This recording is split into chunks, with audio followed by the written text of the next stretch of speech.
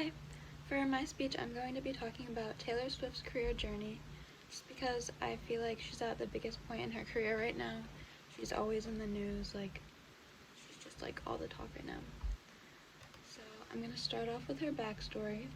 Taylor was born December 13th, 1989 in Reading, Pennsylvania. She grew up on a Christmas tree farm with her family. Immediate family includes Andrea Swift, her mom, Scott Swift, her dad, and Austin Swift, her little brother.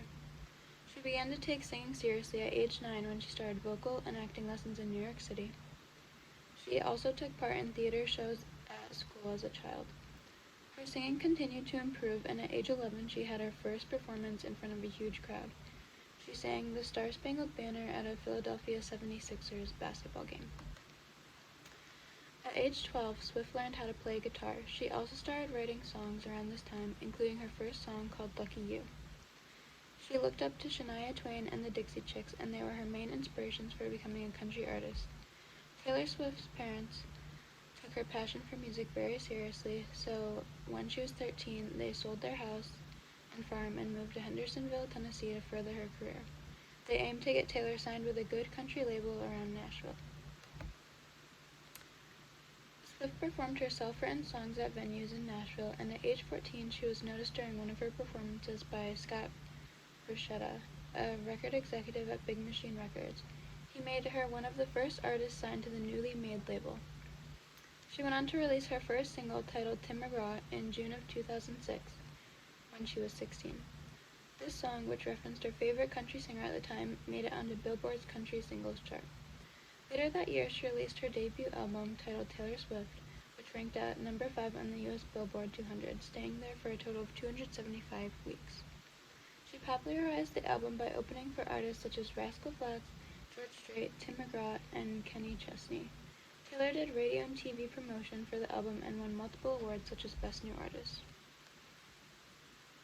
Taylor went on to write and release her second album, titled Fearless, at age 18.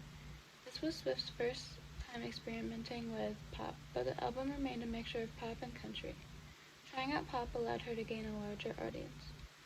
Fearless was her first album to take the number 1 spot on Billboard's 200 chart and was the most sold album in the country that year. Singles such as Love Story and You Belong With Me still remain some of her most well-known songs today. Swift took on her first tour for this album, making over $63 billion. This album won her many awards, including 4 Grammys, one being Album of the Year. During this era, Taylor worked with other popular artists such as John Mayer, contributed 2 songs to Disney's Hannah Montana movie, and hosted SNL for the first time. Now onto her third album, Speak Now. During this era, people criticized Swift, saying her good lyrics were solely due to her co-writers. This led her to create a fully self-written album, Speak Now, at age 21. Speak Now claimed the top spot on Billboard's 200 chart. Taylor won multiple awards from this album, including Songwriter, Entertainer, and Woman of the Year. This was also when she was nominated for a Golden Globe for the first time.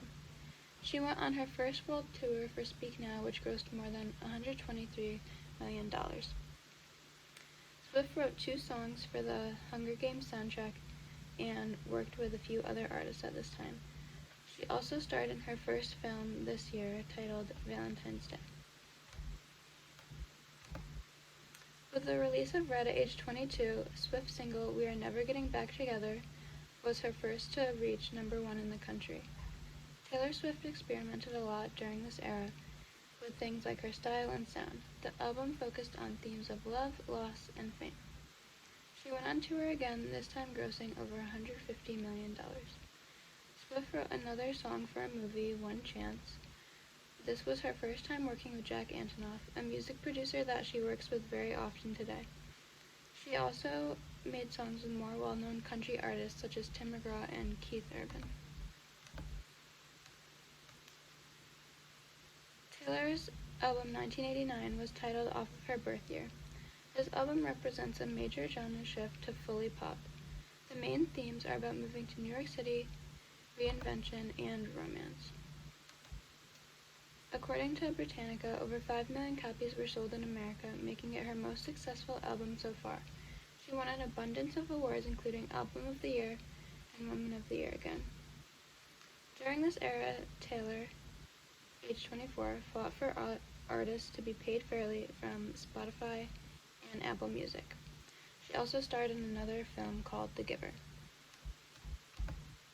After receiving the most hate in her entire career due to a debacle with Kanye West and Kim Kardashian, Taylor Swift completely disappeared from the public eye for about a year.